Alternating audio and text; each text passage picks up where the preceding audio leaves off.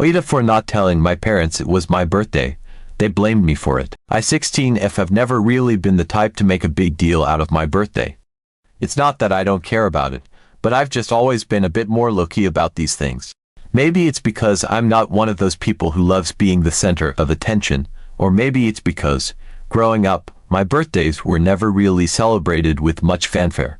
Don't get me wrong, my parents love me, but they've always been more on the practical side of things, you know? Like, here's a cake, here's a gift, happy birthday, now let's move on. This year, my 16th birthday was coming up, and I didn't feel any different. I didn't plan anything special, didn't remind anyone, and just figured it would be another ordinary day. The night before, I went to bed like usual, with no real expectations. When I woke up the next morning, it was just like any other day. I got up, got dressed, and headed downstairs. My parents were both already up. My dad was in the living room, sipping his coffee and reading the newspaper, while my mom was in the kitchen, making breakfast. I walked in, said good morning, and they both responded with their usual, good morning, sweetie, but there was no mention of my birthday. Not even a hint that they remembered. I didn't say anything either because, well, I wasn't going to be the one to bring it up. I mean, it's my birthday, shouldn't they be the ones to acknowledge it? I grabbed some toast, ate quickly, and then headed off to school. On the way there, I couldn't help but feel a little off. 16 is supposed to be a big deal, right? Like, I'm supposed to be celebrating or something. But instead, it felt like just another day. I tried to shake it off, telling myself that maybe they were planning something for later. Maybe a surprise or something, and I didn't want to ruin it by acting like I was disappointed. At school, things were pretty normal. Classes were the same as always, but during lunch, my best friend came up to me with this big smile on her face. "Happy birthday," she said, handing me a little card. I was genuinely surprised and touched. I hadn't mentioned my birthday to anyone, so the fact that she remembered meant a lot to me. Inside the card, she had tucked in 20 quid, which was super sweet. I thanked her, and we sat together during lunch, talking about random stuff. I didn't tell her that my parents hadn't remembered because, honestly, I was still holding out hope that they hadn't forgotten. The rest of the school day passed by in a blur.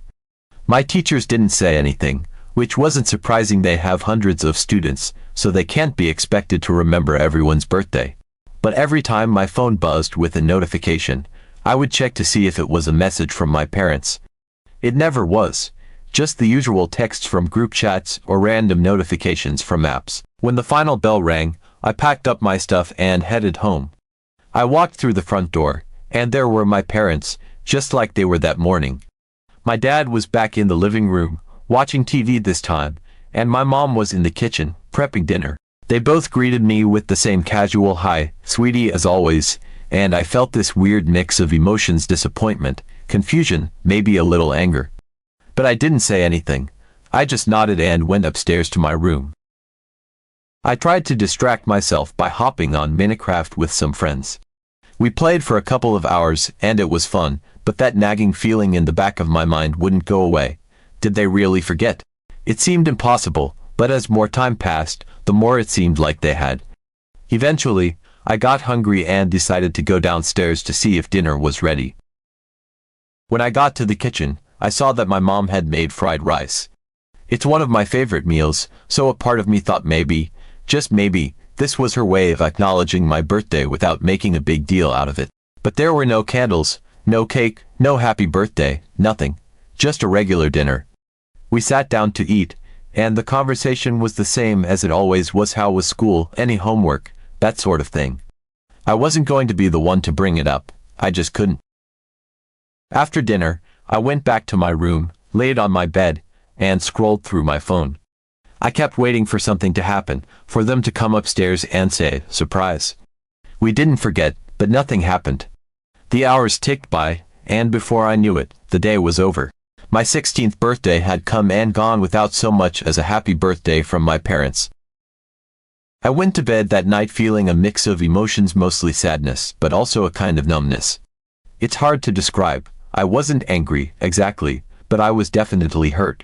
I kept trying to rationalize it, telling myself that maybe they were busy, Maybe they had a lot on their minds, but the truth was, it just felt like they didn't care enough to remember. The next day, I got up and went to school like normal.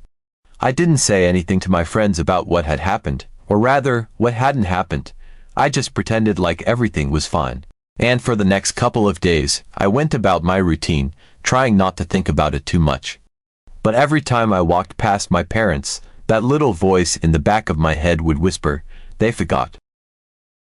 3 days after my birthday, I came home from school, and everything seemed normal at first. I walked in, said hi, went upstairs to drop off my bag, and then came back down to grab a snack. But as soon as I walked into the kitchen, I could tell something was off. My mom was standing there, arms crossed, and she looked pissed, like really pissed. "Why didn't you tell me it was your birthday?" She practically yelled as soon as she saw me. I was stunned. I didn't know what to say. "You didn't say anything. How was I supposed to know?" "Why didn't you remind me?" she continued, her voice getting louder with every word. I stood there, speechless, trying to process what she was saying. Was she really blaming me for them forgetting my birthday? "I didn't think I had to remind you," I finally managed to say, my voice small. "It's my birthday. I thought you'd remember." That only seemed to make her angrier. She went on and on about how I should have said something, how I should have reminded them, how it was basically my fault that they forgot. I couldn't believe what I was hearing. It felt like I was in some kind of twisted dream. How was this my fault? Shouldn't they be the ones apologizing for forgetting? But no, instead, I was the one being yelled at, as if I had done something wrong. I tried to defend myself, to explain how I felt, but she wasn't having it. She was so mad that she ended up grounding me and taking away my phone. It was like she needed to blame someone, and I was the easiest target. The next morning, I woke up with this heavy feeling in my chest.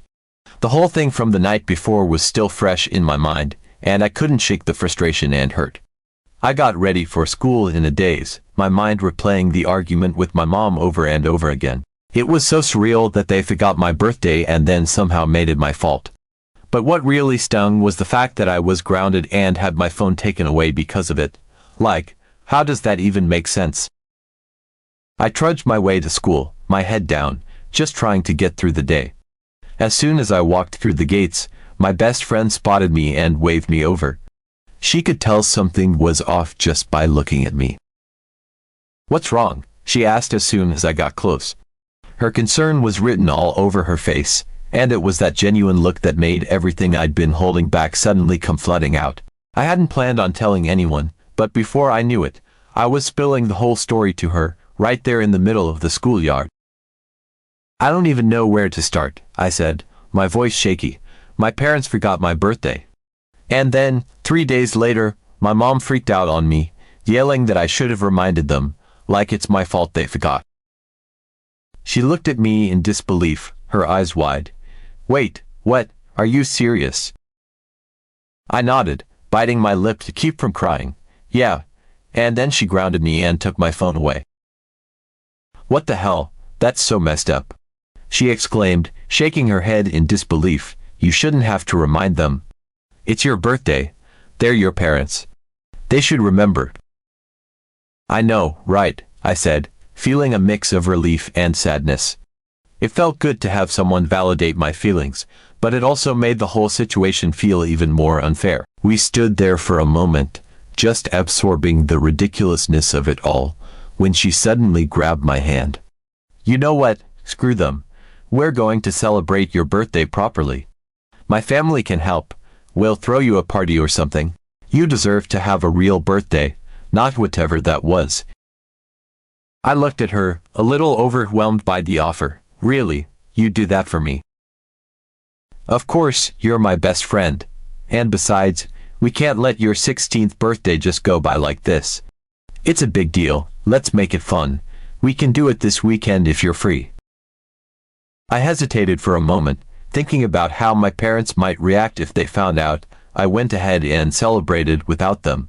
But then I remembered how they had treated me, and a small part of me felt like I deserved to have a birthday that actually felt special, even if it wasn't with them. "Yeah, okay," I finally agreed, a small smile forming on my lips. "Let's do it." I could really use a pick-me-up after all this. Perfect, she beamed. I'll talk to my parents tonight and we'll get everything planned out. It's going to be awesome, I promise. The rest of the day felt a little lighter after that. I still had that lingering hurt in the back of my mind, but knowing that my friend cared enough to help me celebrate made everything feel a bit more bearable. It was nice to have something to look forward to, something that would help take away the sting of what had happened with my parents. Over the next couple of days, we secretly planned the small celebration. My friend's parents were completely on board with the idea and even suggested we have a little gathering at their house, with just a few close friends. They wanted to make sure I had a day that was all about me, and honestly, it felt really good to be cared about like that. When the weekend finally came, I headed over to my friend's house, feeling a mixture of excitement and nervousness. I hadn't told my parents about the party. I figured if they weren't going to acknowledge my birthday, they didn't need to know about this. It wasn't like I was doing anything wrong, but a part of me still felt a bit guilty for going behind their backs. As soon as I walked into my friend's house, I was met with a chorus of happy birthday from everyone there. They had decorated the living room with streamers and balloons, and there was even a homemade cake sitting on the table, complete with 16 candles. It was simple, but it was perfect. I was honestly touched by how much effort they had put into making the day special for me. It wasn't about the decorations or the cake, it was about the fact that they cared enough to do this for me, especially after everything that had happened with my parents. We spent the afternoon hanging out, playing games, and just enjoying each other's company. My friend's mom had even made some of my favorite snacks, and we all gathered around the table, laughing and talking like it was any other birthday party. But for me, it was more than that. It was the celebration I hadn't gotten from my own family, and it meant the world to me. At one point, my friend pulled me aside and handed me a small gift. I know you said you didn't want anything big, she said with a smile, but I wanted to get you something special, just something to remember today by. I opened the box and inside was a delicate necklace with a small charm, a tiny heart. It was simple, but it was beautiful, and I could feel my eyes welling up with tears. Thank you, I whispered, hugging her tightly. This is perfect. As the day went on, I felt this overwhelming sense of gratitude for my friends and their family. They had gone out of their way to make sure I had a special day, even when my own parents hadn't. It wasn't about the gifts or the party, it was about the love and care they showed me, and that was something I would never forget. The party at my friend's house had been perfect in every way. It wasn't extravagant or over the top, but it was exactly what I needed, a reminder that I was cared for, that I mattered to someone. The decorations, the cake, the laughter, the thoughtful gift, it all felt like a balm to the hurt I'd been carrying around since my parents forgot my birthday. For those few hours, I didn't feel like the girl who was overlooked or forgotten. I felt loved. I felt seen. As I approached my house, though, that warmth began to flicker. The closer I got, the more I was reminded of the reality waiting for me on the other side of the front door. I had spent the entire day away, without telling my parents where I was going. A part of me knew they probably wouldn't care, they hadn't cared enough to remember my birthday, after all, but another part of me couldn't shake the anxiety that had settled in my stomach. Would they be angry? Would they even notice? The house was quiet. Mom, Dad? I called out, my voice tentative. There was no response. I walked further into the house, my heart pounding a little faster with each step. I finally found them in the dining room, sitting at the table, staring at their phones. They looked up when I walked in, but there was no anger in their eyes, just mild surprise, as if they had only just remembered I existed. Where have you been? My mom asked, her tone flat, almost disinterested. Out, I replied, trying to keep my voice steady. I wasn't in the mood to explain myself, not after the way they had treated me. If they couldn't be bothered to remember my birthday, I didn't see why I should be expected to check in with them. You were gone all day, my dad added, his eyes narrowing slightly. We didn't know where you were. I shrugged, trying to keep my emotions in check. I was with a friend. We just hung out for a bit. My mom sighed, shaking her head. You should have told us where you were going. It's not safe to just disappear like that. I wanted to laugh at the irony of her words. Now she cared about my whereabouts, now, after everything. But instead of laughing, I just nodded, not wanting to provoke another argument. I was too tired, too drained to deal with it. All I wanted was to go to my room and hold on to the happiness I'd felt earlier, before it slipped away completely. "I'm sorry," I said quietly, though I wasn't sure if I meant it. I wasn't sure if I was apologizing for being out all day, or if I was just trying to keep the peace. Either way, I didn't wait for a response. I turned and walked out of the dining room, heading straight for my bedroom. I lay there for a while, staring up at the ceiling, my mind racing. The day had been such a whirlwind of emotions: hurt, anger, joy, relief, and now that I was alone, it was all catching up to me. I thought about the party, about the way my friend had gone out of her way to make me feel special. I thought about the gift she had given me, the necklace that still hung around my neck, a tangible reminder that someone cared.